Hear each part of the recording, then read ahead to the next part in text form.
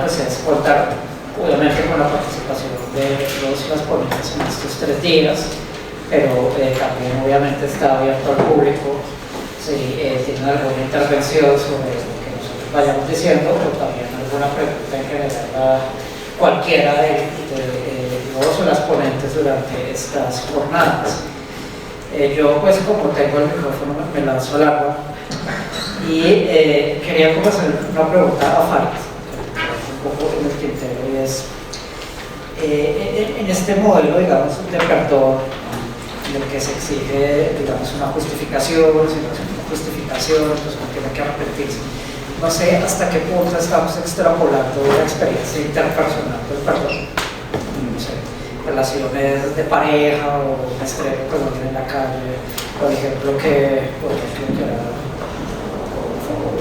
René, que uno sale, lo atracan, los otros, sí, y bueno, son como experiencias interpersonales, y creo que ahí hay algo que no me cuadra en esa extrapolación, es que en el derecho, y también no solo en el derecho, sino en toda estructura colectiva, hay esquemas de personificación que implican la división entre quien da la orden y quien la ejecuta, ¿no? Y de hecho, por ejemplo, pues eso lo plantea Robert Cohen, es una manera en la que el derecho que se lava las manos frente a su propia violencia, pero también no solo el derecho, sino las estructuras armadas. Yo di la orden, y el otro, que es el que se mancha las manos de sangre, dice, pues yo estaba obedeciendo órdenes y todo eso, que se pasa de la pelota. Entonces yo tenía esa pregunta de cómo superar, digamos, esa dificultad de hacer esa extrapolación, pensando también un poco en la distinción entre el perdón personal y el perdón político, las cosas que usted ponía de Petro, pidiendo perdón, pero claro, porque es el jefe de Estado y personifica igual la persona artificial jurídica del Estado, que fue la que hizo las chuzadas, a pesar de que él fue víctima como ciudadano. Entonces, yo empezaré, digamos, con esa pregunta.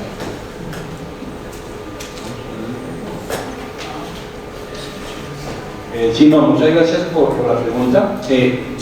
Yo creo que es tal vez una de las críticas que se le hace a Dodd es precisamente esa, que esta idea del derecho penal como mecanismo de inclusión funciona muy bien para los crímenes domésticos, donde yo tengo un sujeto que es un sujeto más de la comunidad, que simplemente tiene una mediana desviación frente a la norma, comete un delito, entonces yo lo que hago es que lo voy a incluir la comunidad.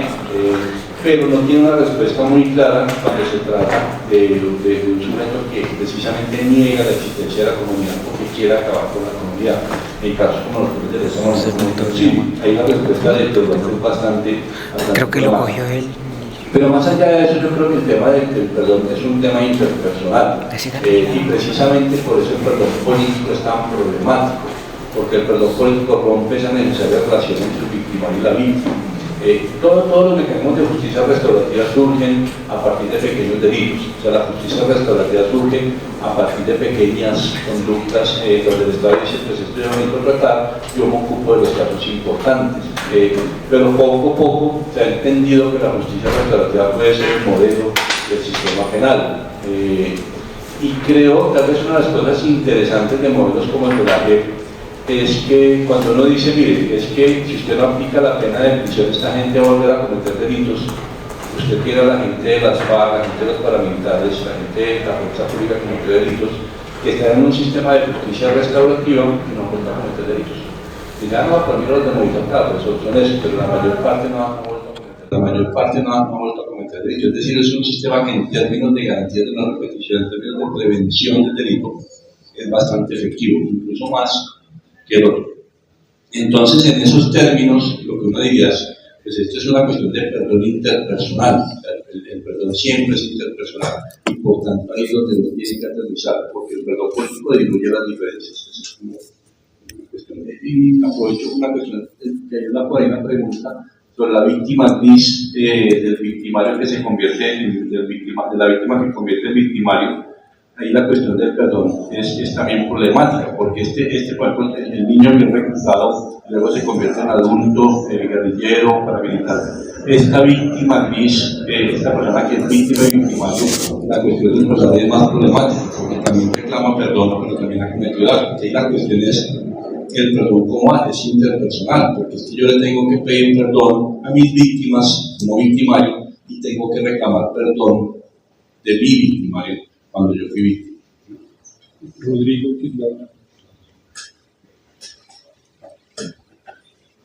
Es como la misma comentario de esta mañana con lo de Rodolfo, que es, yo creo que sobre el tema del perdón, del castigo y de la sanción, nos resbalamos entre lo ordinario y la justicia tradicional, que es esencialmente extraordinaria, y digamos, ahí creo que falta, por ejemplo, tú dices, el perdón debe ser siempre interpersonal.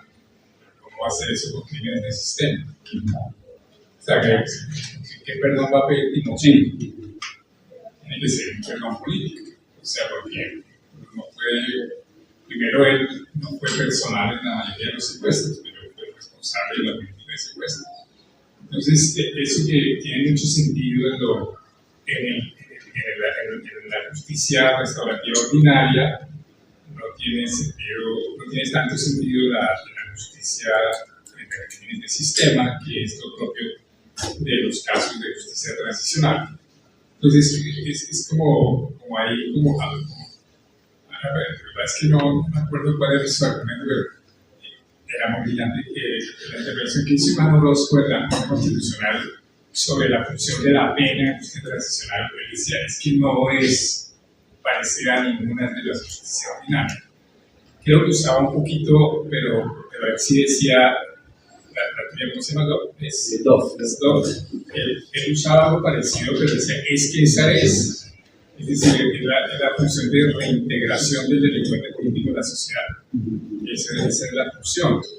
Entonces creo que eso es lo que nos falta para pensar mejor, porque yo veo a veces en todos los debates de derechos humanos se dicen cosas, digamos, que usan criterios del fundamento y fin de la pena en el derecho ordinario y lo extrapolan a crímenes de sistema y uno dice,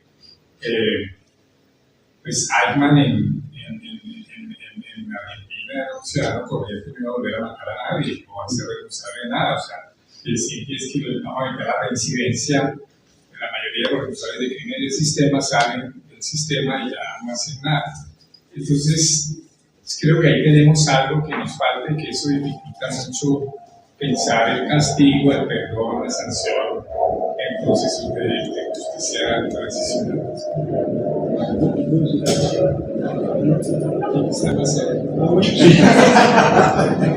No, y yo ahí estoy de acuerdo en un sentido, creo que mi ponencia un poco en ese sentido, y era que yo comprendo el valor del perdón dentro de toda la esquemática, digamos, de la JEP.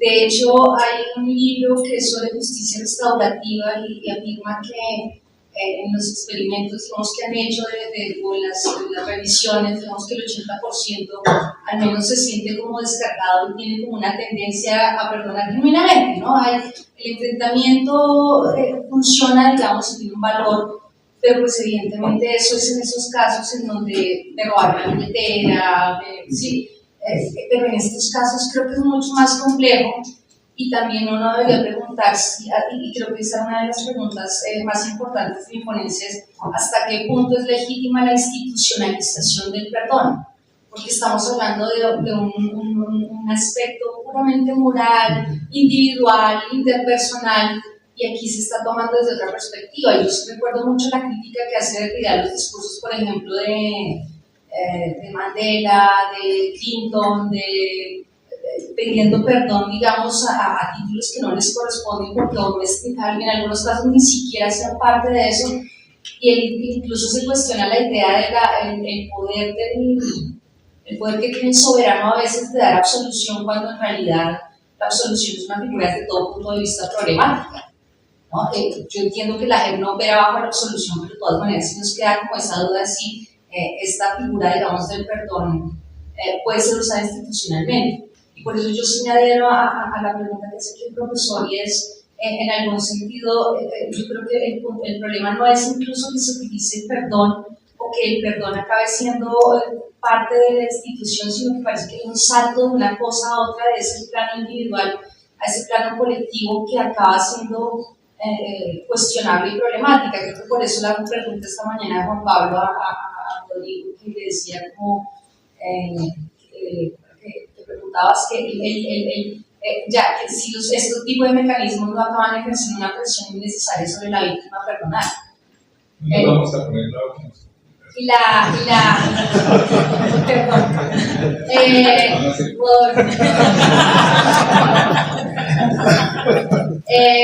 En el caso de Juan Pablo, porque yo creo que ese es el ejemplo que es muy problemático y cómo en especial a las mujeres a la salida de los procesos en Sudáfrica les preguntaban si ya habían perdonado después de recordarles que sin perdón no hay futuro para Sudáfrica.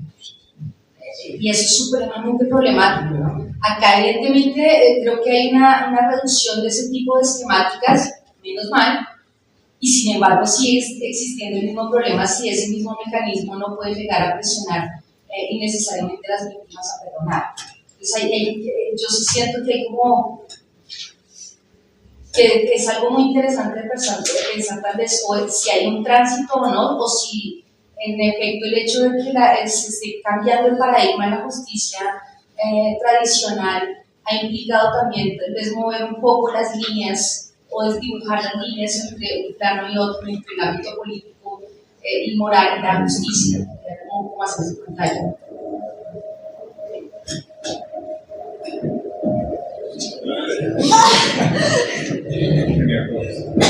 Sí, traigamos este lado, pero este es fijo, pero yo creo que se alcanza a mover un poquito.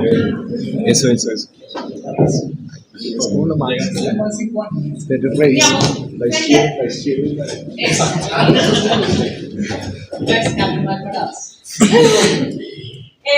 Digamos, como para ahondar un poco más sobre la idea del perdón político, yo creo que eso fue algo central en los debates que se dieron ayer y antier, y yo creería que sería bueno, como por ejemplo que Andrés Gama, como que nos ampliara eso, es como no entender, obviamente el perdón político desde una subjetividad, sino podría entenderse o transformarse en todo lo que hemos hablado desde la Sittlichkeit o de la etnicidad, es como la reconfiguración del Estado. Y es como decir, o sea, lo que pasó con el conflicto armado interno en Colombia no solo fue las armas, los muertos, sino que nos destruyó totalmente como ciudadanía, como etnicidad, nos rompió en general como Estado. Y yo creo que cuando hablamos del perdón político se tiene que hablar, es como de reconstruir nuestra etnicidad, de reconstruirnos institucionalmente, de reconocer, por ejemplo, el fracaso del derecho y la complicidad del derecho y del Estado. Y de eso se trata, por eso es importante que incluso desde la institucionalidad se diga como institucionalidad y como derecho fallamos. Y bueno, sí, él no fue el que lo cometió, pero se requiere que Colombia pase por esa reconfiguración institucional para decir el país se transformó y el país se está transformando con que Petro pueda ser, que sea presidente, la etnicidad del país se está transformando con el hecho de que un personaje como Cepeda, con toda la carga simbólica que tiene detrás, pueda esté aspirando a una presidencia de una manera fuerte. Entonces yo creo que cuando se habla de perdón político se tiene que ir hacia ese lado, y es hacia la etnicidad, y eso seguramente lo van a hacer ellos, y es como reconstruir nuestro tejido ético, político e institucional, y por eso es tan importante pensar el perdón institucional, pero desde ese lado, no desde la intersubjetividad, porque eso sí es un problema, porque es de nuevo, y cómo sé, ¿no? Porque es que el perdón es, y hay lo del imperdonable, entonces, bueno, como sé que realmente usted está repitiendo, no está haciendo aquí solo un acto formal de complicidad o de rebaja de pena, entonces yo creo que sí se requiere hablar del perdón político, pero desde esa vía. Sí, pero es que No, como voy a decir algo sobre Rodolfo, entonces, por eso pero voy a decir algo bueno. Yo siento que Rodolfo realmente me iluminó en su presentación un punto que yo no había visto. Un punto que yo no había visto, de pronto usted ya lo había visto, y para mí en cambio es una novedad, justamente sobre el perdón, es que puede parecer obvio, pero el perdón no es una emoción, ni el perdón es un sentimiento. El perdón no es inmediato, es decir, no tiene la inmediatez de la ira, de la rabia, del sentimiento, de todas esas emociones morales. No tiene inmediatez, sino, y tiene un elemento, yo diría, cognitivo, que sí, lo de Spinoza también, Spinoza fue Rodrigo, perdón, Rodolfo, Roth, pelo blanco, es muy fácil. Sí, pero yo vi eso y no sé, me pareció interesante pensar que el perdón ya implica una forma de mediación y una elevación de la inmediatez. Eso es hegeliano, pues quién sabe que estoy hablando en términos hegelianos, porque la idea de Hegel, digamos, el paso hacia la eticidad consiste, sálgase de la naturalidad inmediata, donde usted es preso de las pasiones y procesos de mediación lo van elevando y va llegando ya a una especie de horizonte compartido, que es lo que Hegel, una palabreja rara, pues llama eticidad, pero es un lugar ya donde compartimos valores, etc. Ciertas normatividades que ya son comunes. Entonces, yo pensaba eso cuando escuchaba a Rodolfo hablando de que en efecto se busca el tránsito de la ira al perdón, y no es para nada banal, es que ya se introduce un elemento cognitivo que no es tampoco un acto puramente intelectual, porque ese es el otro punto, ¿no? Aquí estamos como en la mitad entre algo que tiene un componente igual sensible, el perdón también hay algo transformador, corporal, diría uno, y algo cognitivo, y pues yo como soy hermeneuta me gusta llamar a eso comprensión, ¿sí? y asociar al perdón con una forma de comprensión, y tomando un poquito lo que decía ahora Carolina, si pensar que es decir, creo que sí hay como un elemento común a cualquier fenómeno del perdón, sea intersubjetivo, sea político, que sería ese lado mediador, pero que evidentemente en el caso de una sociedad que está perdonando, no podemos pensar en que haya como un acto de una conciencia o algo así, sino allí, en el caso de una comunidad política, perdonar significa comprender, es decir, poder incluir un acto que parecía monstruoso dentro de una forma de relato. Por eso también me parece importante todas estas cosas narrativas, ¿no? Entender que las FARC no fueron una horda de criminales bárbaros que hicieron salvajadas completamente incomprensibles para nosotros, sino que todavía es posible darle sentido a eso e incluirlo dentro de un relato en el cual, digamos, también tenemos parte de los que, digamos, estamos de este lado y estamos supuestamente perdonando. Y así el perdón tampoco se ve como una especie de gracia que da a alguien arriba a alguien abajo que pide perdón, porque eso me parece que es otra forma que digamos del perdón que habría que reconceptualizar en la fenomenología del espíritu. Cuando Hegel habla del perdón, yo llevo esa parte como diciendo el perdón, curiosamente para Hegel, el que da perdón para Hegel es el que reconoce su propia finitud. Eso me parece una intuición hegeliana muchísimo. O sea, el que perdona no es alguien pues superior moralmente que entonces concede una gracia a aquel que es perdonado y digamos es capaz de una altura moral gigante y entonces perdona. No, el que perdona en Hegel es el que es capaz de reconocer que él también es finito y que él también hubiera podido hacer lo que el otro hizo, y que, digamos, ahí comienza una forma de reconciliación. Yo quería añadir eso, no sé si Rodolfo estaría de acuerdo con eso.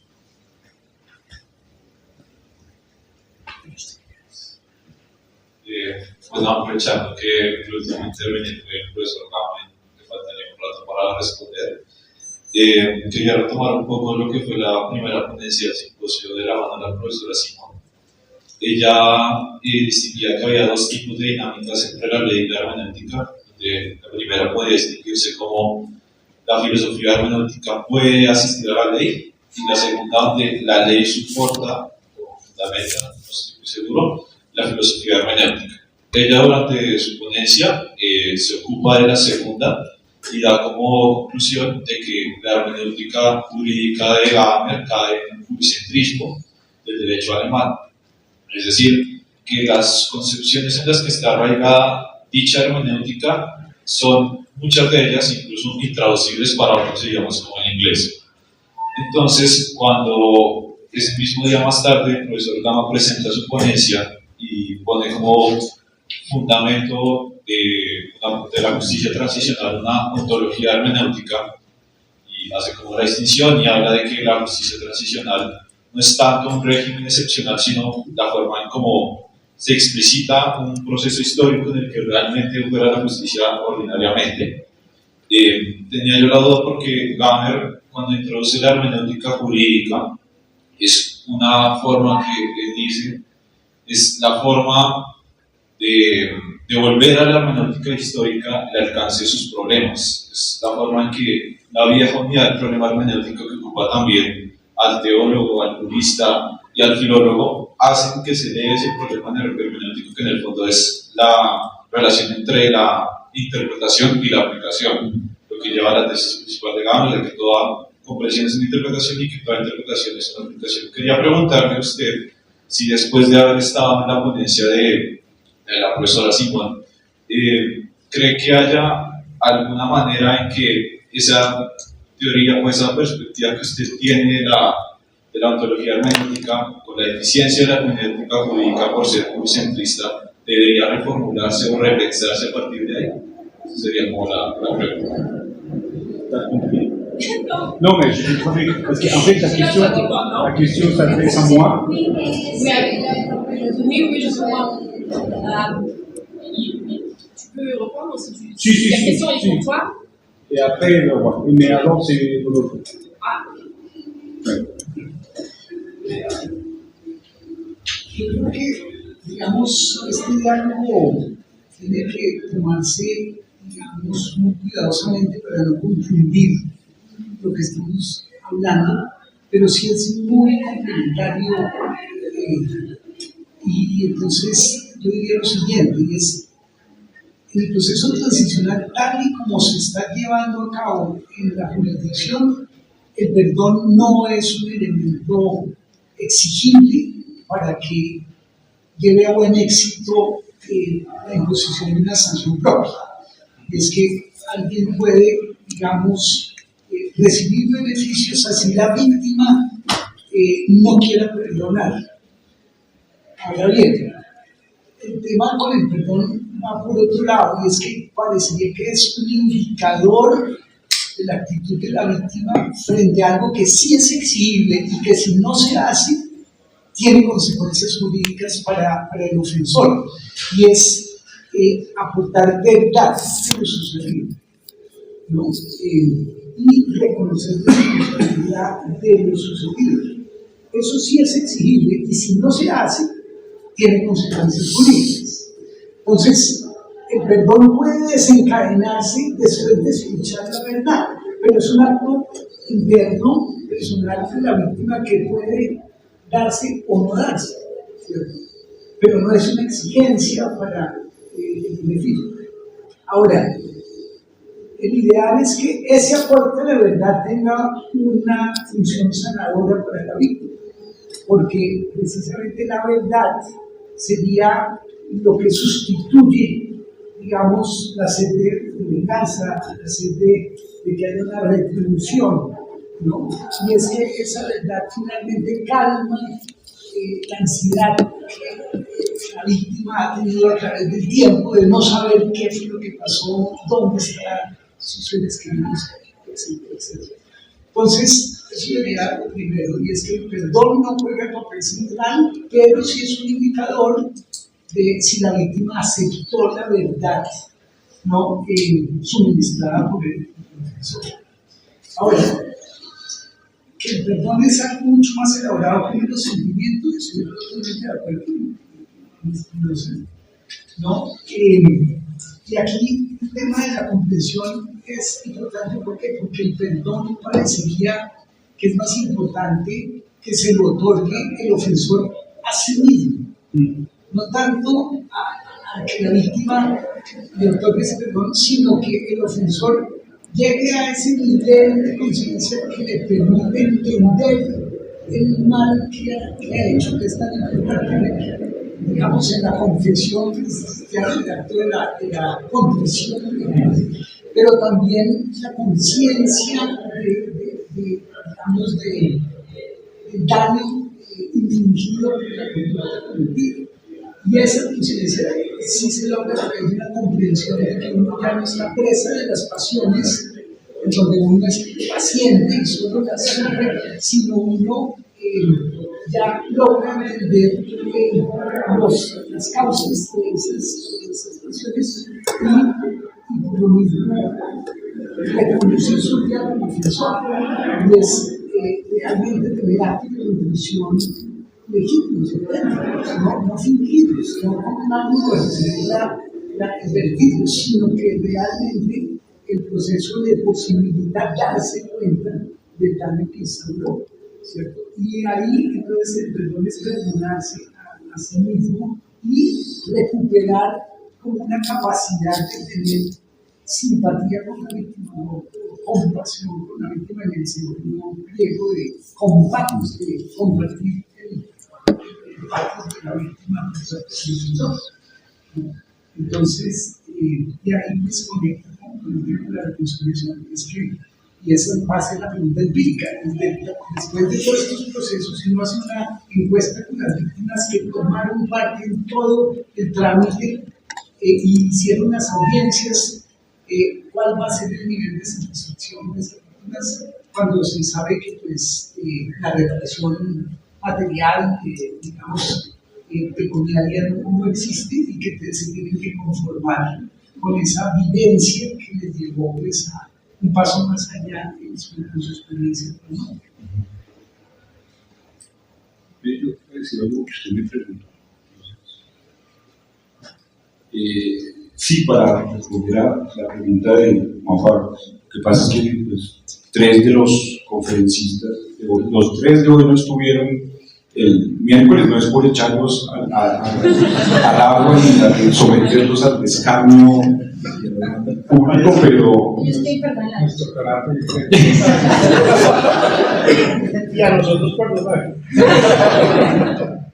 La profesora Glader, que hizo la primera intervención, la intervención se llamaba Good Philosophy, Gadamer, Good Philosophy for Law, Bad Law for Philosophy, con la tesis central de que la filosofía hermenéutica puede aportar hacia el derecho, pero que se apoya de manera muy pobre en el derecho, o sea, que no hay una riqueza de ejemplos ni una figura como para captar los matices de las distintas tradiciones del derecho, sobre todo el derecho continental, griego y germano, o la tradición del common law. Y la profesora se centró en esa última parte, de mostrar cómo en Gadamer hay un prejuicio, por decirlo así, a favor del modelo alemán del derecho, sin considerar que el trabajo del juez o la manera como se estructura el derecho en el common law pues, es otra forma, es decir, en últimas que a Gadamer le falta sensibilidad, esa que tanto reclama para el otro, le faltaría ahí. Pero ese era un lado de la presentación. El otro lado, ahí hay una buena filosofía para el derecho, no filosofía por law, ella no lo desarrolló, y entonces yo pensaba, después hablé con ella, que yo me había encargado de ese lado, sin que nos hubiéramos puesto de acuerdo. Yo traté de mostrar que el trabajo del jurista puede apoyarse en intuiciones que trae la fenomenología, ontología hermenéutica, y puede sacar provecho para eso. Eso fue más o menos como. Por eso yo no diría yo creo que más bien que es complementario lo que se dijo en ambos casos, ¿no? Eso era como para contestar su pregunta, pero mi pregunta, digamos, que ya después la lanzo aquí, digamos, a propósito de esto, y a propósito pues del tema del simposio, que es esa especie de cruce entre filosofía y derecho para la justicia transicional. En algún momento Andrés había preparado algunas preguntas y una de ellas era como, bueno, ¿y cuál sería la mejor justificación filosófica para la justicia transicional, o uno podría ir más lejos, es que necesita una justificación filosófica, o yo la reformularía, se trata de otra forma real de justicia que no se apoya en alguno de los paradigmas clásicos, y entonces estamos ya pensando en otra concepción filosófica de lo justo para la justicia transicional, o basta con las que tenemos y solo se trata de dosificarlas en una justa medida. No, quisiera llevar hacia allá el asunto. Mi aporte en mi conferencia puede decir la hermenéutica sirve, pero pues eso es un problema que queda abierto. Rodolfo, no sé si hace yo. Samuel, también es para bueno, antes. Yo encuentro un lugar común en por lo menos 3 ponencias de las que se desarrollaron en estos días, y es la primera de ellas, en la ponencia de Juan Ricardo.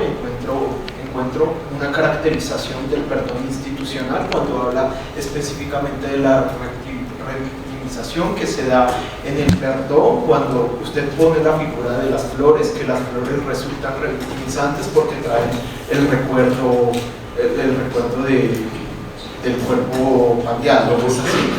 Sí, yo creo que me defenderé.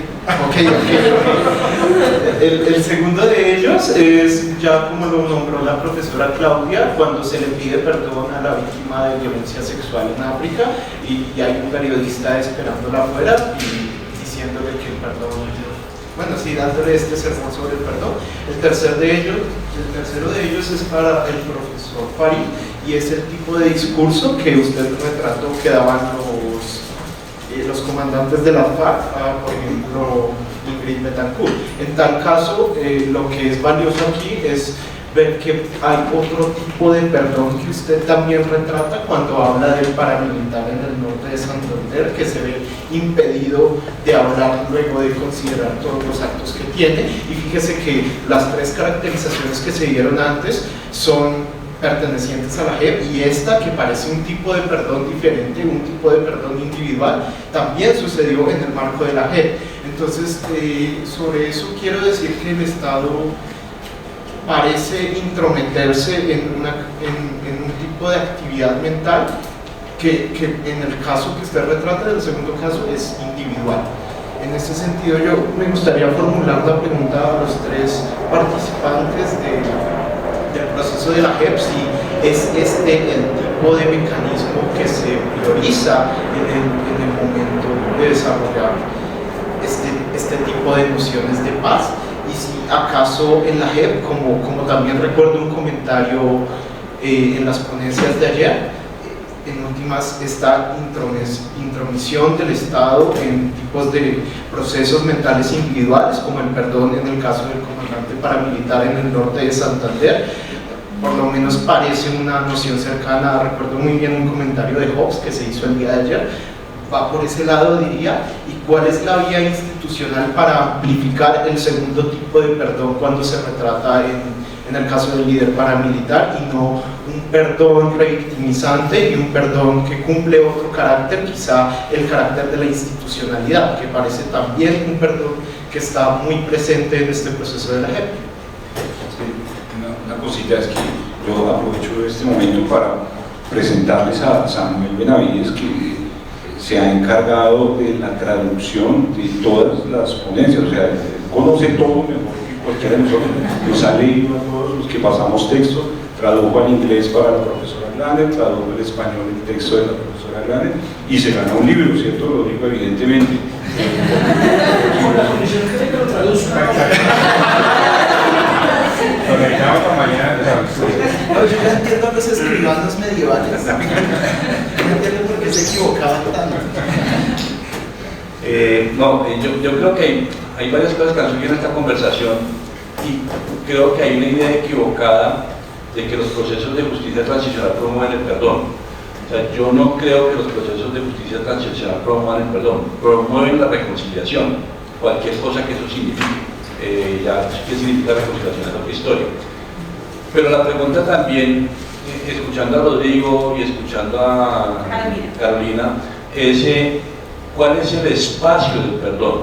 ¿Hasta dónde tiene que hacer el perdón? Y yo no creo que el sistema de justicia transicional, espacios como la JEP o espacios como Justicia y Paz, sean los espacios adecuados para que el perdón sea promovido.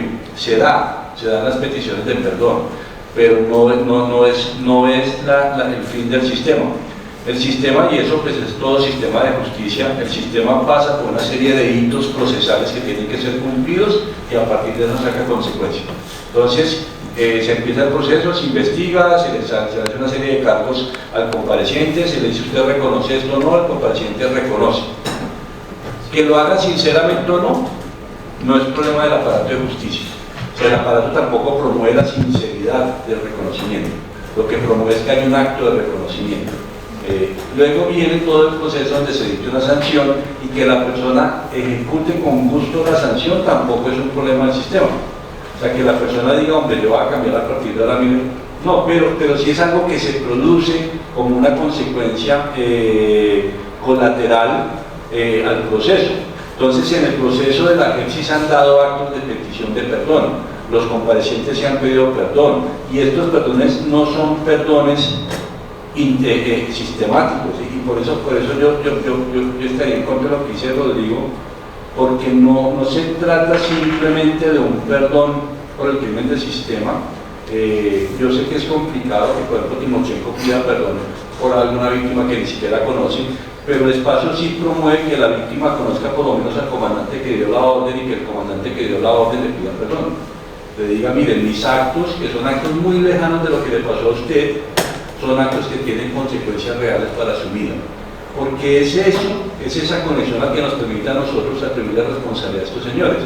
Entonces, si yo digo, mire, es que este señor la secuestró, la violó, la mató al frente 38 de las FARC, pero Rodrigo Londoño nunca dio esa orden, uno dice, claro, el tipo no es responsable, pero es responsable por la política que él generó de secuestro. O sea, es una cosa que va de lo abstracto a lo concreto. Entonces esa conexión es importante para la cuestión del perdón. O sea, el perdón tiene que ser interpersonal. O sea, no basta con que sea un simple perdón político, lo que no excluye el perdón político. El perdón político se tiene que dar en otros espacios, como por ejemplo la Comisión de la Verdad. Pero yo creo que es importante entender qué es lo que promueve la justicia transicional y cuál es el espacio del perdón. Y dónde es bueno que ese perdón se dé. Bueno, yo quería hacer una aclaración y es la siguiente.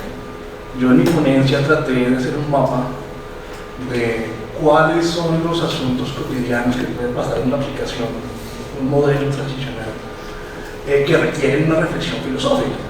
Y traté como de decir que hay problemas ontológicos, epistemológicos, éticos, obviamente, y los filosóficos.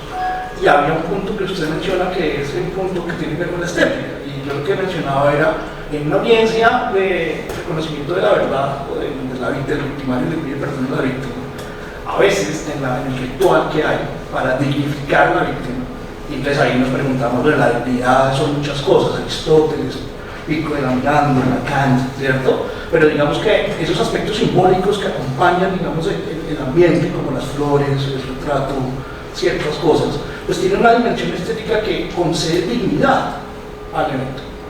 Y obviamente en términos estéticos uno puede preguntarse si el sentimiento por lo bello, por lo sublime es universal o particular, y en Kant como hay un tránsito del particular al universal.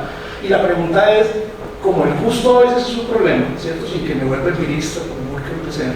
El asunto es, ¿qué pasa si a una víctima le parece que ese pequeño ritual simbólico, en lugar de dignificarla, le causa resentimiento, rabia o ira, o le trae una reminiscencia que es insoportable en ese momento?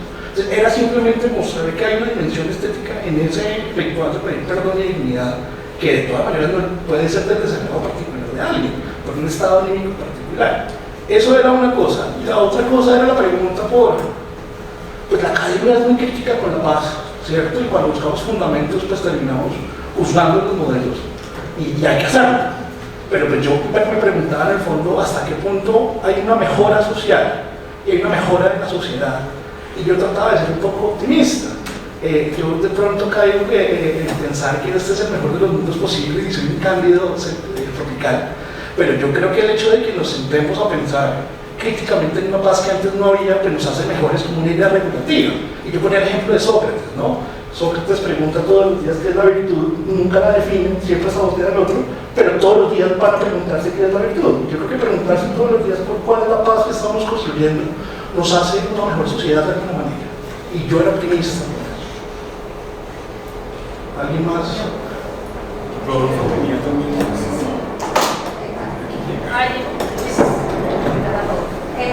Bueno, en mi caso, digamos, es más complejo porque mi ponencia, sí, pues algunos de ustedes no estuvieron, no estoy reprochando, no exijo justicia, pero mi idea sí era mostrar que si se mira con filigrana la idea de perdón, por ejemplo, en autores como Jacques Davis, o incluso en un Riquet o en un Arendt, uno puede encontrar paralelismos con algunos de los rasgos básicos de la justicia transicional con lo que es el perdón. Entonces, por ejemplo, parte de la ponencia era mostrar el papel o el rol histórico que tiene el perdón a partir, por ejemplo, de Heinrich Heydrich, o pensar en la necesidad de la verdad, el lugar de la verdad tan importante que tiene y el lugar de la memoria que tiene para el perdón. Porque no es solamente que usted comprenda por qué ocurrió, o que sepa dónde están los muertos, o exacta, digamos, eso en realidad pasa a un segundo plano para la víctima, y sin embargo ese es el reconocimiento como de esa memoria, en algún sentido, el reconocimiento de que eso ocurrió, lo que en algún sentido devuelve la dignidad a la víctima y le permite, digamos, entrar en otra etapa de su vida. También tenía algo sobre la comprensión, y ahí digamos que sí, pero, o no difiero, pero creo que es algo que se debe pensar, es que en el caso del perdón, al menos Jacques Davis dice como la víctima tiene que saber qué pasó, claro, eso es necesario, pero ese es el tipo de comprensión que se da en el perdón, y él dice no. ¿Cuál es el tipo de comprensión que se da en el perdón? No sé, algo se comprende, pero no es exactamente los eventos, sino que se comprende otra cosa y no podría pensar en la dignidad humana en general, no es un monstruo, eso tiene una cantidad de respuestas, digamos, de otras personas. Y entonces yo veía que tanto, digamos, esos elementos restaurativos y esos elementos de memoria, de historia, en realidad funcionan dentro de la JEP o dentro de todo el proceso del acuerdo, y me da la sensación a veces de que, si bien es cierto que la JEP no puede ni presiona para el perdón, al menos sí otorga ciertos mecanismos que eventualmente pueden facilitar el camino para que la víctima misma perdone. Y yo mencionaba, eso tiene unas cosas muy bonitas, otras que pueden ser problemáticas, precisamente por esa distinción de ámbitos. Una de las cosas más bonitas que yo veía, la encontraba como en el cambio, y sí como refiriéndome un poco a lo que mencionaba Carolina, como a la transformación de letos, en el sentido de una resimbolización o un intento por transformar la comprensión habitual que tenemos de ciertos tipos de relaciones como pueblo, pues, y la encontraba en especial, por ejemplo, lo puse al final de la ponencia, como en la idea de otorgar derechos a las montañas o colocar a las montañas y los ríos como víctimas, porque eso implica que entonces es reconocer que el conflicto armado y que la guerra no solamente afectó a los seres humanos y que exige el perdón de los seres humanos, sino que requiere de una transformación incluso de la relación que mantenemos con la naturaleza. Entonces, digamos, esos elementos los encuentro muy positivos, pero digamos, yo sí cuestionaba un poco tal vez la legitimidad de pronto de ese paralelismo. No es un paralelismo que sea como que para pensar el modelo de justicia transicional pensemos en perdón y hacemos lo mismo, no.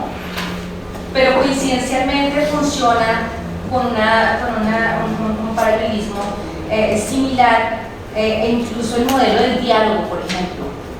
El modelo del diálogo y el enfrentamiento a la víctima es clave en el perdón, y es lo que decía Rodolfo un poco, el reconocimiento de que el victimario pues, acepta qué fue lo que hizo, y hay una mea culpa, y digamos, eso tiene un carácter muy fuerte dentro de todo el proceso. ¿En qué no estoy de acuerdo? Y ahí sí, digamos, hay dos cosas. La primera sería, para discutir pronto un poco con Rodolfo, no sé cómo se vea después de Spinoza, Pero por ejemplo para él es imposible el perdón de sí mismo, porque el perdón siempre tiene un carácter interpersonal. Entonces yo no me puedo perdonar a mí mismo.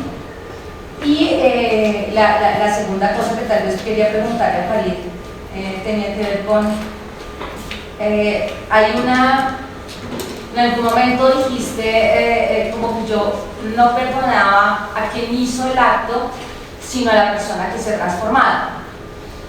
Yo estoy parcialmente de acuerdo con eso, pero eso me parece también problemático. Estoy parcialmente de acuerdo con eso en términos de quien pide perdón, pues tiene que haber cambiado, tiene que arrepentirse del acto y evidentemente no es exactamente la misma persona. Pero sí es la misma persona, porque si no, entonces, ¿cómo se puede responsabilizar de su acto? Podría decir, era otro y yo ya no me identifico con él y por ende no soy yo quien está pidiendo perdón. Entonces recuerdo el artículo de Camila Rueda en donde ella dice algo respondiéndole a Ría sobre lo imperdonable, que ella decía, es que lo imperdonable no es la persona, sino el acto. Ese acto es lo que permanecerá siempre, por siempre, imperdonable. La persona puede transformarse, pero en todo momento puede ser perdonable la persona, pues porque se puede arrepentir. E independientemente de que cambie, sigue siendo siempre responsable y siempre tendrá que ser responsable. Esa era más bien como un comentario, digamos, a Farid, si tú lo ves en la misma línea o sí, o sí, o sí, ¿no? Y pues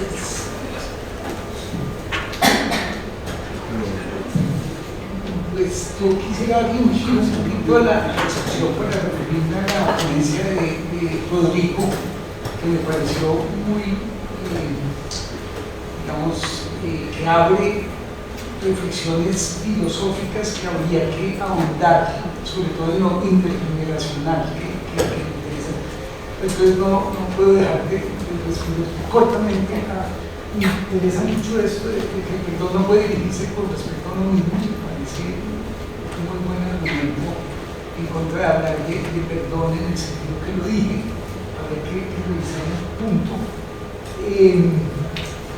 Ahora, yo sí quisiera, digamos, que tuviéramos en claro que aquí se mezclan muchos niveles en la justicia transicional. Uno es el nivel estrictamente jurídico y otro el nivel moral, ¿no? Y entonces claramente estas exigencias como de arrepentimiento o como expresión de perdón no son elementos que se exijan en la justicia porque transicional desde una perspectiva jurídica, ¿cierto?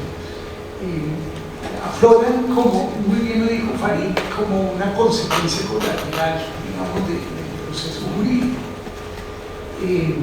Ahora, para referirme a la pregunta de Luis Eduardo y el tema de las perspectivas filosóficas, yo creo que el tema que planteó Rodrigo de la justicia en términos de equidad, pienso en Rawls, por ejemplo,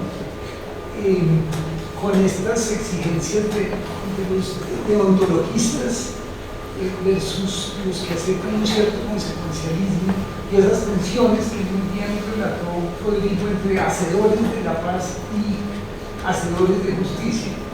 Es qué tanto se debe exigir una visión que satisfaga los derechos, en este caso, por ejemplo, de las víctimas, versus lo que podría ser conseguir el alto objetivo de la paz, ¿no? Acaba siendo esto un problema, y ahí es donde quiero poner la discusión, en el tema de las cargas para las víctimas, porque fíjense que las víctimas son siempre invocadas como el centro del sistema, pero al mismo tiempo la exigencia a ellas es máxima, en el sentido que muy pocas víctimas van a tener cabida ya en los procesos concretos, y las demás víctimas se les exige como un deber de sacrificio, ¿no? Y es que ahorita lo alucieron un poquito con el tema de la violación en África y el tema que tanto está contribuyendo la paz, y es que esa exigencia de sacrificio parecería un deber moral supererogatorio, ¿no? Que entonces se toca un poquito con lo que decía Farid del derecho al resentimiento, y es que uno tiene derecho a no perdonar y a no aceptar esa carga tan pesada que le están queriendo poner, ¿no? Porque es excesiva y es que me invocan a mí como víctima, como el centro del proceso, por a la postre me acaban de decir, diciendo que esto solo es simbólico y que yo no tengo ningún derecho a la reparación de poder. Entonces ahí hay un problema, digamos, del sistema que hay que ahondar, hay que trabajar, porque si no le metemos la perspectiva intergeneracional, no puede uno convencer a la víctima que esa, digamos, exigencia de sacrificio realmente es mayúscula y la está haciendo por las generaciones futuras. Y es que esa víctima está haciendo un aporte invaluable, mucho mayor a las de las demás víctimas que por lo menos sí les dieron espacio para que se desahogaran, ¿no? Le están poniendo una carga mucho más exigente, y es que ella tiene que pasar en silencio porque su contribución lo que va a beneficiar es generaciones futuras, ¿no? Entonces ahí se me torna esta discusión una discusión como de estas discusiones ambientalistas, y el tema de las generaciones futuras es cómo hace uno esas mediciones para compensar cargas, porque es que hay un problema sincrónico y diacrónico, ¿no? Y es que por un lado trabajamos en la justicia transicional como el tema de el victimario y los hechos concretos sucedidos en un plano puramente sincrónico, pero resulta que inmediatamente le metemos una perspectiva diacrónica, y es que en el tema de el derecho a la no repetición está pensando es en una sociedad futura que no vuelva a vivir eso. Y eso, ¿cómo lo valoramos? ¿Cómo apreciamos, digamos, el costo que tiene esa exigencia? Y es que yo debo entonces aceptar como víctima porque así estoy contribuyendo a que esto no vuelva a suceder en el futuro. Entonces, concluyo con el tema de que lo que dijo Rodrigo, en el sentido de que esa tensión entre lo universal, ontológico, y lo que es particular del caso concreto, conservacionista, digamos así, es una ponderación que hay que ver en el contexto, ¿no? Y es una ponderación muy compleja, no es nada fácil realizarla para que haya algún tipo de equilibrio, de equidad en ese proceso de justicia.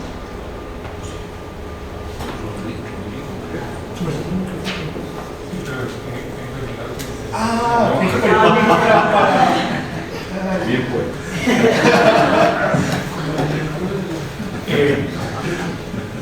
Hiciera primero tu pregunta y luego lo resuelvo. La pregunta de si se requiere una justificación filosófica para la justicia transicional o valen si es que existen las ordinarias.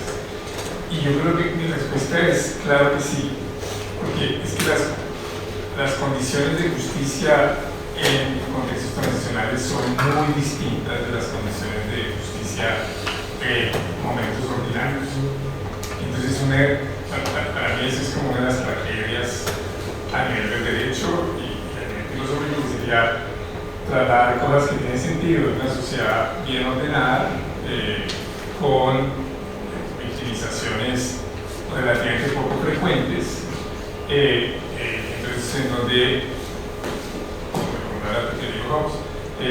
hay un pacto social relativamente estable, a como piensa uno donde el pacto social está roto por victimizaciones masivas y donde precisamente se está tratando de reconstruir ese pacto social e incluso integrar un actor armado que totalmente cuestionaba ese pacto social. No puede ser la misma teoría. Puede haber cosas que se interpelen, pero no puede ser la misma. No puede ser la misma teoría y no pueden ser los mismos estándares normativos. No pueden ser los mismos deberes deontológicos. Ahí creo que es donde la discusión en el mundo de derechos humanos se enreda, que lo que ve en casos de victimizaciones aisladas, de sociedades bien ordenadas, lo traslada a estándares exigibles en contextos transicionales. Y yo creo que tiene que haber una teoría de la justicia para eso que a mí me parece que no ha intentado, es Pablo pero lo ha intentado. Es decir, ¿cuál es la concepción de justicia que corresponde a eso? Y esa concepción de justicia que desarrolla autores como Pablo permite un poco responder a tu dilema, porque no se trata de decirle a un grupo de víctimas hagan un sacrificio inexigible en favor de la paz futura, sino de plantearle a las víctimas cosas realizables de manera universal, pero que entonces son más bajitas que las que uno puede realizar en contextos ordinarios. Por ejemplo, pero no tan bobo que pongo de reparación. Entonces, en contextos ordinarios, reparación integral. En contextos transicionales, el que hable de reparación integral está hablando a regla.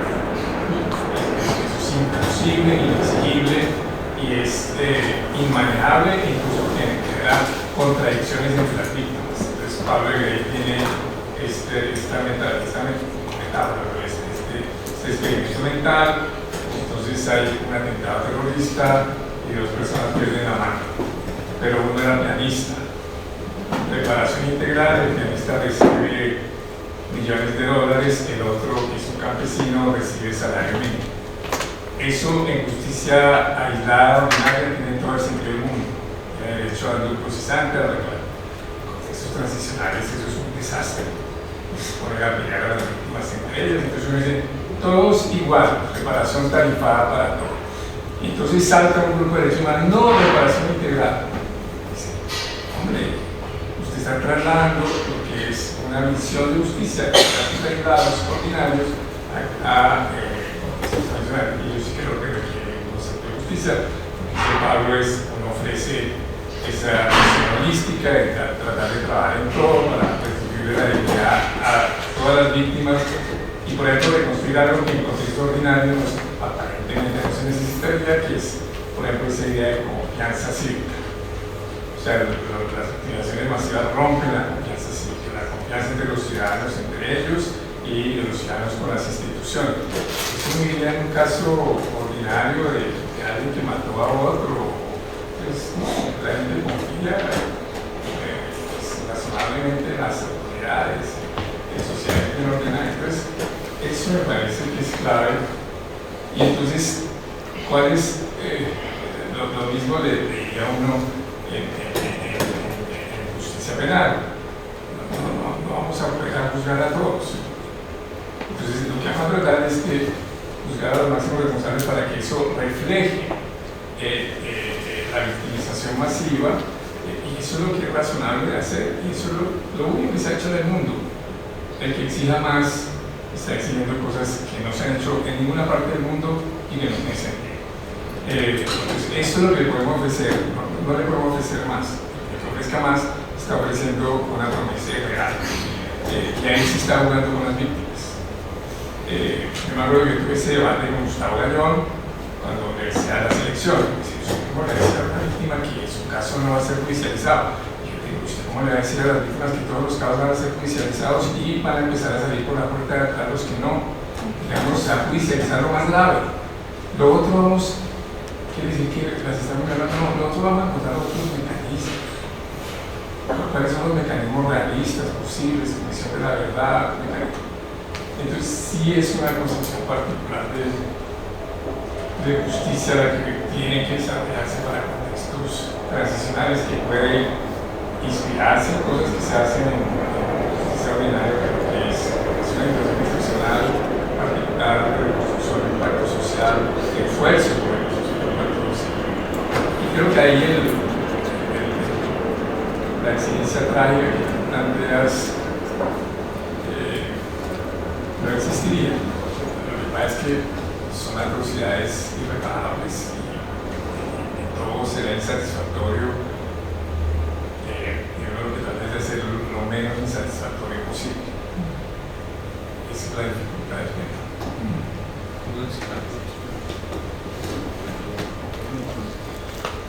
Sí, no sé si uno puede decirlo en términos otra vez hegelianos, pero me acuerdo que en la filosofía del derecho Hegel habla del valor ético de la guerra. Es decir, la guerra a veces puede ser pues, tremendamente contingente, arbitraria, del campo puro de la contingencia total, pero él reconoce un valor ético de la guerra cuando esos individuos ya dejan de ser meramente individuales y entonces están representando justamente una eticidad, y eso lo ve como un logro de la guerra, ¿no? El que yo mato a un soldado, pero no lo mato porque lo odio, no lo odio como individuo. Un soldado mata a otro porque hace parte como de dos visiones del mundo, de dos comunidades diferentes, y a eso lo llama él pues, como un componente ético de la guerra que él además alaba, que además se ha prestado pues, para malentendidos, como si él fuera un guerrerista total. No es así, pero digamos ese aspecto me parece interesante. No sé si uno podría decir, a propósito de lo que estás diciendo, que la justicia transicional hay que buscarle un valor ético también en esa misma dirección. No se trata tanto de qué le aportó a tal individuo concreto, qué experiencia moral ocurrió allí de arrepentimiento o perdón, sino la justicia transicional, su valor más importante quizás consistiría en que los individuos de pronto han logrado deponer esos intereses o particulares de una víctima buscando algo como de provecho para ello, o bueno, un victimario buscando una pena más suave o algo así, sino el propósito a veces escapa incluso a lo que los individuos son capaces de aprehender, ¿no? Es decir, el valor de la justicia transicional quizás está en eso que creo que ha quedado aquí en el aire en varias intervenciones, y es que aunque no nos demos cuenta, el país ha cambiado, la sociedad ha cambiado, y quizás si uno se pone a cuantificar individualmente, pues eso no se ve, pero son procesos largos que requieren mediaciones a largo plazo y que de pronto sí se pueden ver, aunque mucha gente individualmente esté descontenta. No sé si uno puede hablar en esos términos. Sí, yo tengo como una intervención también, un poco reivindicando a Hegel frente a este dilema de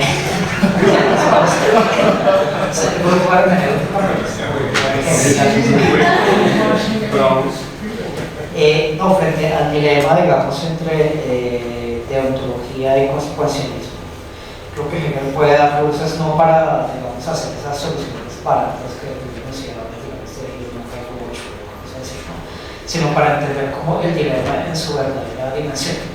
Frente a eso yo diría varias cosas. Primero, que es un dilema propio de la acción, específicamente de la acción política.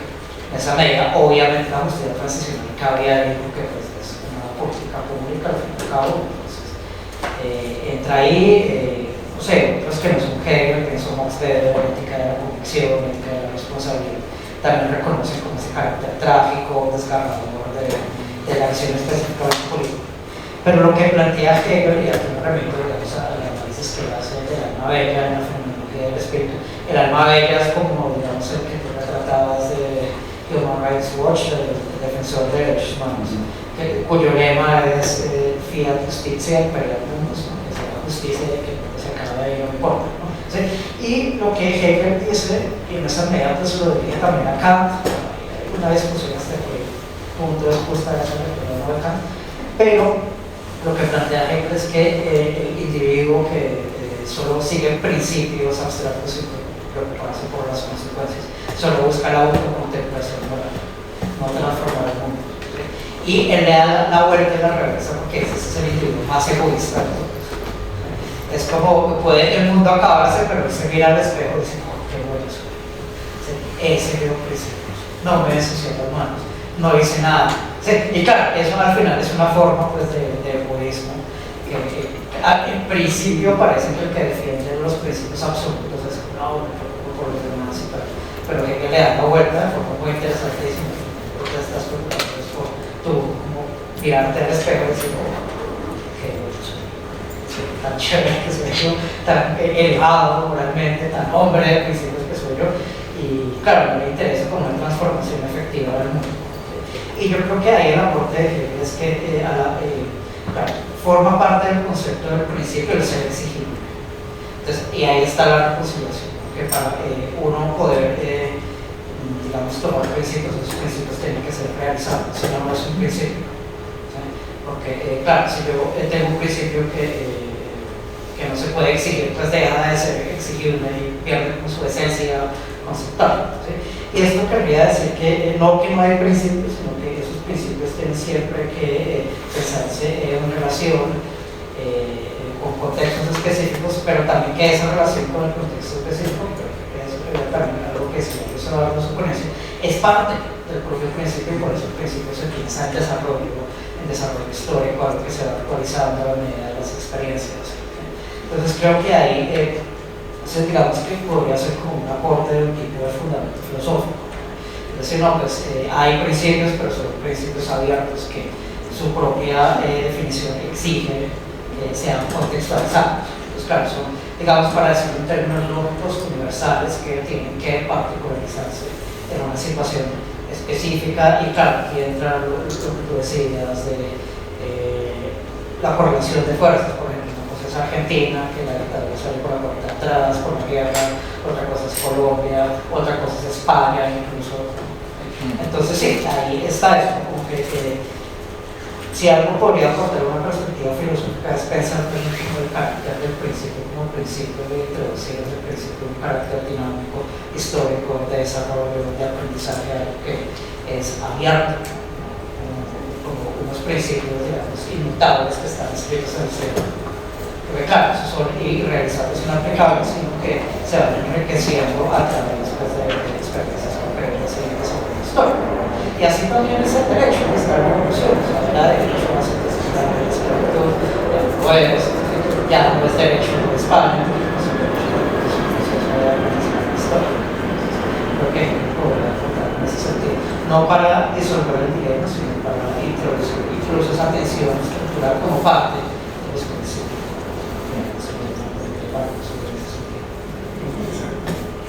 Con razón tiene 40 años.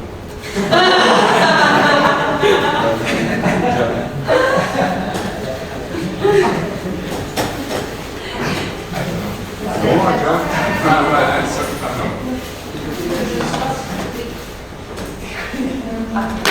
So I'm speaking in English. Okay. I would like to come back to the interesting discussions we had on the first day, at the very beginning, about the relevance of Hans-Georg Gadamer's philosophical hermeneutics for a better understanding of the many challenges arising in the context of transitional justice. And I have a question for Professor Gama. He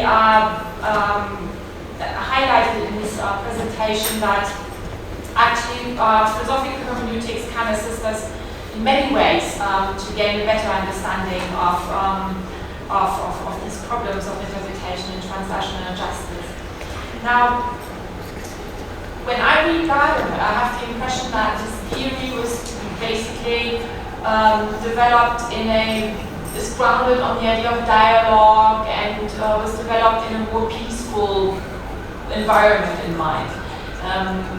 My understanding is that he does not really address specific situations of conflict like war or things like that.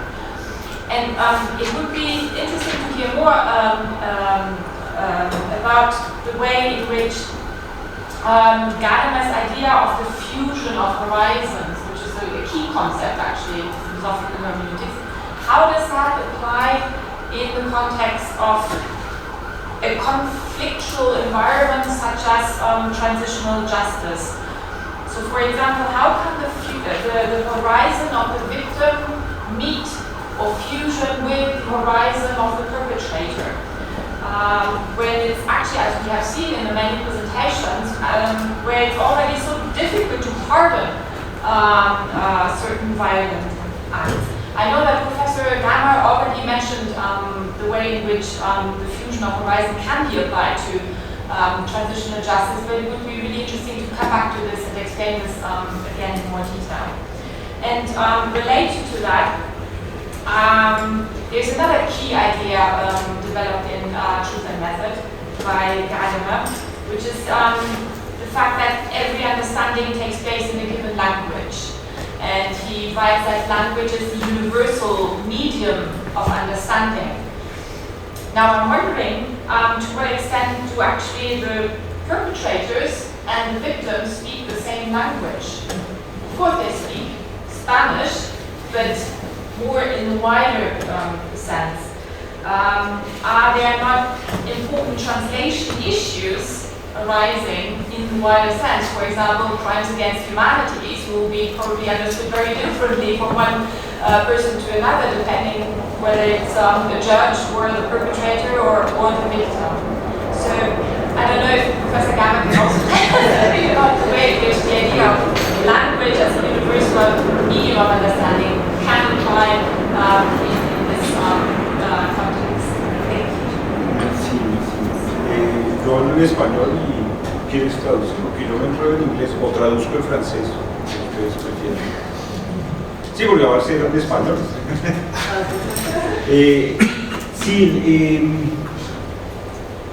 Sobre la fusión de horizontes, a mí me parece que en todos los debates que hemos tenido, en todas las discusiones ha aparecido una forma de fusión de horizontes. Porque vuelvo a un punto que yo decía antes en la intervención pasada, y es que me parece que aquí lo que está en juego es una forma de mediación. Creo que la fusión de horizontes es una mediación entre dos perspectivas distintas. Y creo que el gran logro de Gadamer es mostrar que dos perspectivas distintas, cuando se encuentran, la mediación no implica que una absorba a la otra, sino que las dos se medien en una especie de espacio común, llamémoslo así.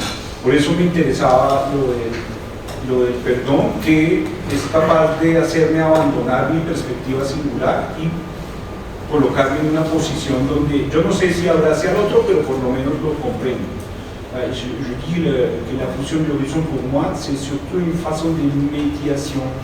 Et la médiation, ça ne veut pas dire qu'un horizon s'impose sur l'autre ou à l'inverse, mais que les deux se sont élevés vers un horizon qui s'est partagé.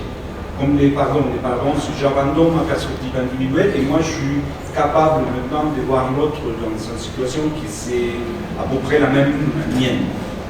Y creo que entonces esa fusión de horizontes es claro en este contexto del encuentro víctima-victimario. Si hay un verdadero perdón, yo diría, tiene que haber algo como esa mediación donde no soy yo el que tiene razón, ni es el otro el que tiene razón, sino logro situar la posición de ambos en algo que ya es compartido.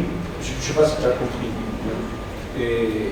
Si je dis la situation de rencontre entre les victimes et les victimaires, c'est aussi une fusion d'horizon et ça réussit justement quand il n'y a pas quelqu'un qui s'impose sur l'autre, mais on construit, on est capable de situer toute la problématique dans un terrain commun. Y otra forma en que la fusión de horizontes aparecía, yo lo mencioné muy de paso en mi presentación, pero que me parece fundamental. Los horizontes que se encuentran no tienen que ser individuos necesariamente. Y en Gadamer, por ejemplo, un caso paradigmático es el del historiador, el encuentro del horizonte del presente con el horizonte del pasado. Y yo creo que en estos procesos de justicia transicional tenemos que ver con eso. Crímenes perpetrados en el pasado, una carga del pasado que llega hasta el presente, que no deja avanzar. Yo traté de insinuar un poco en la ponencia que la salida sería una especie de fusión donde el futuro tiene que armarse no con relación a un ideal abstracto, sino en un diálogo o fusión con el pasado. Je ne sais pas si tu as compris, moi je dis il y a une autre dimension de la fusion de l'horizon qui n'est pas interpersonnelle, mais que c'est plutôt les rencontres du présent vis-à-vis du passé, et le passé surtout dans les cas de justice transitionnelle, un passé plein de violence, de criminalité qu'il faut surmonter. Et le surmonter, c'est pas du tout l'oublier, c'est pas du tout le nier, mais c'est surtout l'intégrer dans une perspective plus grande et narrative d'une communauté, algo así. Luego lo de la traducción, eso es un tema enorme, claro. o sea, creo que tú señalas el caso donde hablamos dos lenguas distintas y yo recuerdo creo que era Lyotard, ¿no? Que habla de esa situación justamente donde el otro se le da, es decir, esa situación solo hace más compleja y difícil la problemática de la comprensión, pero digamos no es que sea una situación con una lógica diferente, sino solo radicaliza la dificultad porque entonces hace más difícil construir un horizonte común porque no tenemos la misma lengua, ¿no? Y Lyotard habla el caso de ese que está en un juicio y están hablando y no tienen idea qué es lo que está pasando, y muchos juicios en dictaduras se hacían así, ¿no? Unas cosas como rapidito, ¿no? Alors j'ai dit que la situation linguistique, on partage pas la même langue, c'est pas une autre logique de la compréhension, mais seulement c'est plus difficile, ça radicalise la difficulté parce qu'il n'y a pas une langue commune qu'on peut partager. J'ai dit ça pour le moment.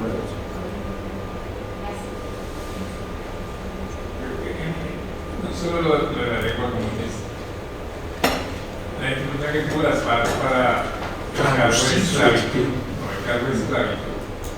O sea, si uno mira el cargo de esclavitud que la gente metió, uno dice a nivel técnico, la gente tenía razón.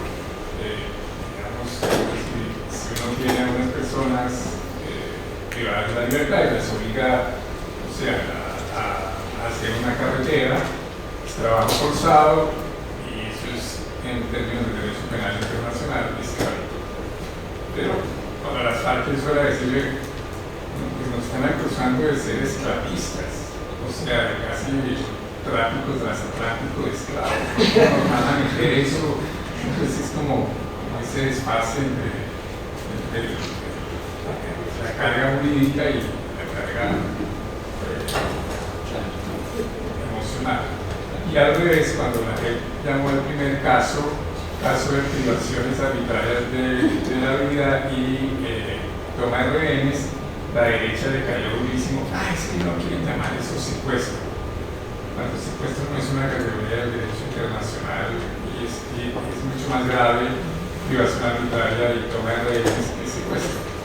Pero, digamos, en Colombia secuestro era... Sí, tendría sacar. Yo creo que había una pregunta, José.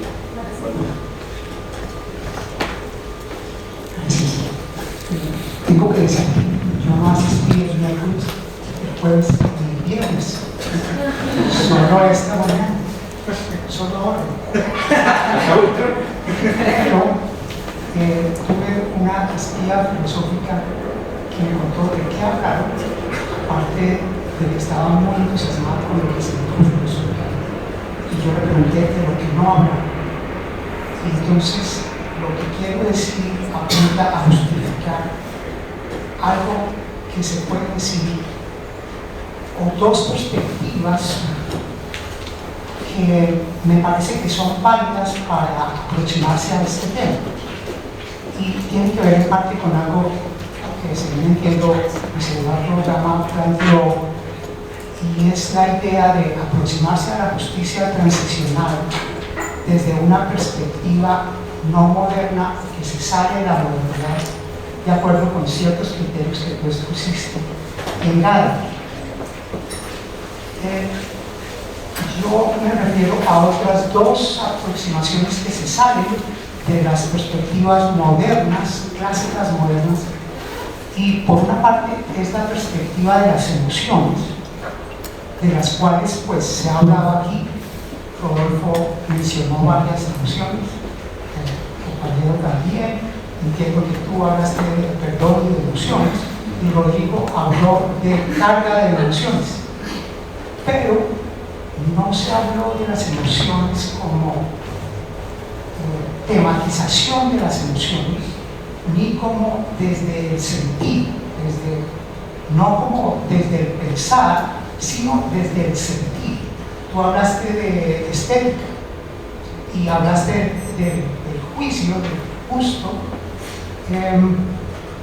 pero digamos creo que otra perspectiva desde la cual se puede abordar es desde la es perspectiva emocional, y toda la justicia penal está llena de emociones, pero también, y quizás mucho más, la justicia penal transicional. Entonces, esa es una opción que se puede tomar, que me parece válida y que extraña. La otra tiene que ver con la perspectiva que se puede encontrar en las tradiciones indígenas, en contraposición a una tradición moderna entendida como europea, ¿sí? Hemos hablado desde la filosofía de Aristóteles, de Pico de la Mirándula, de Hobbes, de Hegel, de Kant, de Gadamer, pero no hemos examinado esto desde la perspectiva indígena.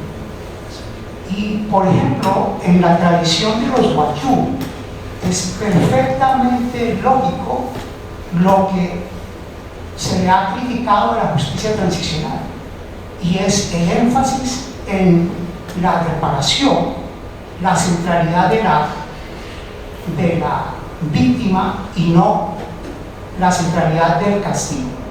¿Sí? A la justicia transicional se le critica que ni los militares ni los de las FARC vayan a tener una pena de cárcel, ¿sí? Y pues a cambio de eso pues está la verdad para las víctimas, para la familia de las víctimas, ¿sí? Me parece que la justicia transicional es perfectamente coherente con ese tipo de visión indígena, ¿sí? Que es bastante extraña dentro de la visión occidental del derecho penal. Un pequeño comentario acerca de la fusión de horizontes. ¿Qué tal una fusión de horizontes entre la visión racional moderna, la visión emocional y la visión indígena acerca de lo mismo? Porque en mi perspectiva de la teoría decolonial, lo que busca precisamente es esa fusión de horizontes entre las perspectivas clásicas europeas racionalistas y aquellas que no lo han sido.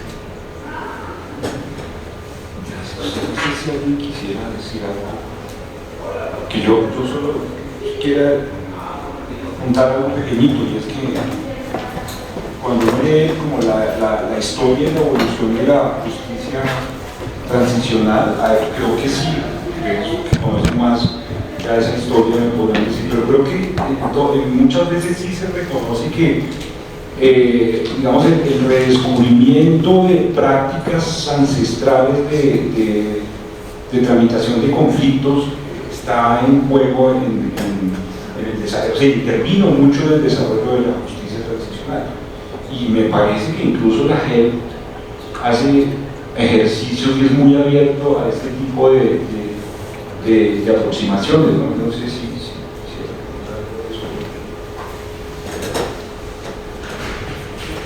Sí, no, hay varias cosas. Por ejemplo, el Tribunal de Ruanda tiene la Corte de Gachacha como una respuesta frente a la masividad de los crímenes, frente a la imposibilidad de que el sistema formal se ocupara de ese juzgamiento. Es bastante problemático que estas cortes que surgieron para pequeños conflictos terminen resolviendo conflictos tan grandes. Pero hay un texto que es muy interesante que precisamente llama Derechos sin abogados. Es la aplicación del derecho sin esta institucionalización que trae el derecho. La JEP lo que ha hecho no solamente el reconocimiento del río, del territorio como víctima, sino también el reconocimiento de que las prácticas indígenas son prácticas que se pueden y se deben aplicar en ciertos contextos. Eso obviamente trae muchísimos problemas, como por ejemplo cosas tan simples en un proceso ordinario como la notificación. Si no hay un proceso de limpieza, de armonización de quien va a notificar, esa persona no entra al territorio. Entonces, a mí me contaron un caso de una persona que tuve que esperar como 8 días para poder notificar, porque no estaba armonizada. Entonces uno dice, hombre, pero ¿cómo la pero son las prácticas y el conocimiento de los pueblos indígenas que obviamente forma parte de un diálogo interjurisdicciones que por el momento ha sido muy enriquecedor, pero obviamente tiene problemas porque nosotros conseguimos la justicia de otro modo y ese diálogo pues, conflictúa y confronta y reta todo el tiempo que sea la jurisdicción que es en últimas una jurisdicción occidental. Bueno, creo que es hora ya como de descansar. Yo solo quería una última cosa y es por favor otra vez un agradecimiento a Samuel por una parte y a la gente, a los chicos y a la cámara, a los trabajadores, también está representándolos que estuvieron acompañando.